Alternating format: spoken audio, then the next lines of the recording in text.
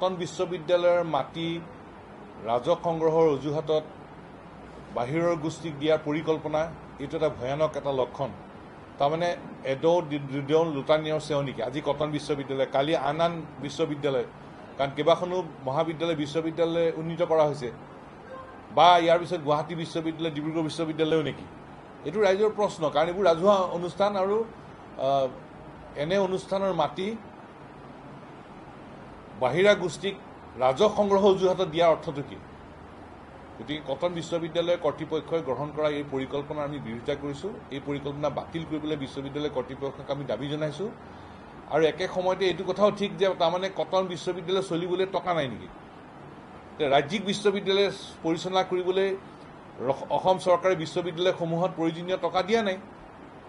ঐতিহ্যমণ্ডিত কটন বিশ্ববিদ্যালয় চলিবলৈ যদি টকাৰ অভাৱ হৈছে, তেতিয়াহ'লে ৰাজ্য চৰকাৰে ৰাজ্যিক বিশ্ববিদ্যালয় চলাবলৈ কোনো পৰিকল্পনা নাই নেকি?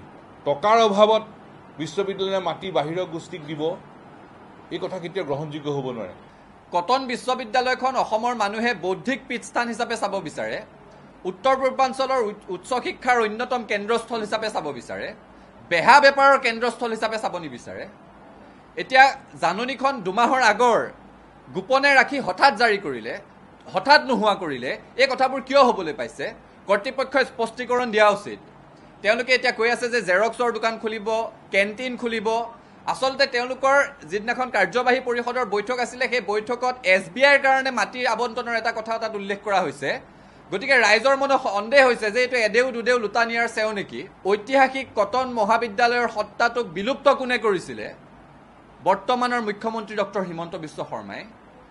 ঐতিহাসিক কটন মহাবিদ্যালয়ক দক্ষিণ পূব এছিয়াৰ আটাইতকৈ শ্ৰেষ্ঠ বিশ্ববিদ্যালয় হিচাপে গঢ়িম বুলি তেওঁ সপোন দেখুৱাইছিলে।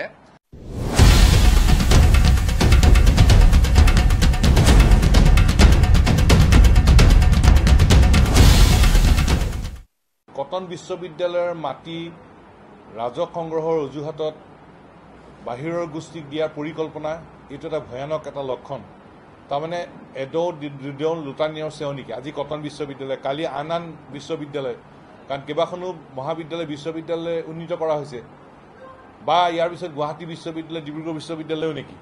এইটো ৰাইজৰ প্ৰশ্ন, কাৰণ এইবোৰ ৰাজহুৱা অনুষ্ঠান আৰু এনে অনুষ্ঠানৰ মাটি বাহিৰা গোষ্ঠীক ৰাজহ সংগ্ৰহ অজুহাতত দিয়াৰ অৰ্থটো কি? গতিকে কটন বিশ্ববিদ্যালয় কৰ্তৃপক্ষই গ্ৰহণ কৰা এই পৰিকল্পনাৰ আমি বিৰোধিতা কৰিছোঁ। এই পৰিকল্পনা বাতিল কৰিবলৈ বিশ্ববিদ্যালয় কৰ্তৃপক্ষক আমি দাবী জনাইছোঁ। আৰু একে সময়তে এইটো কথাও ঠিক যে তাৰমানে কটন বিশ্ববিদ্যালয় চলিবলৈ টকা নাই নেকি? ৰাজ্যিক বিশ্ববিদ্যালয় পৰিচালনা কৰিবলৈ অসম চৰকাৰে বিশ্ববিদ্যালয়সমূহত প্ৰয়োজনীয় টকা দিয়া নাই।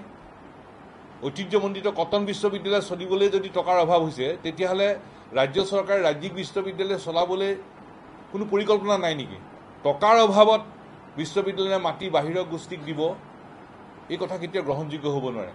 কটন বিশ্ববিদ্যালয়খন অসমৰ মানুহে বৌদ্ধিক পীঠস্থান হিচাপে চাব বিচাৰে, উত্তৰ পূৰ্বাঞ্চলৰ উচ্চ শিক্ষাৰ অন্যতম কেন্দ্ৰস্থল হিচাপে চাব বিচাৰে, বেহা বেপাৰৰ কেন্দ্ৰস্থল হিচাপে চাব নিবিচাৰে।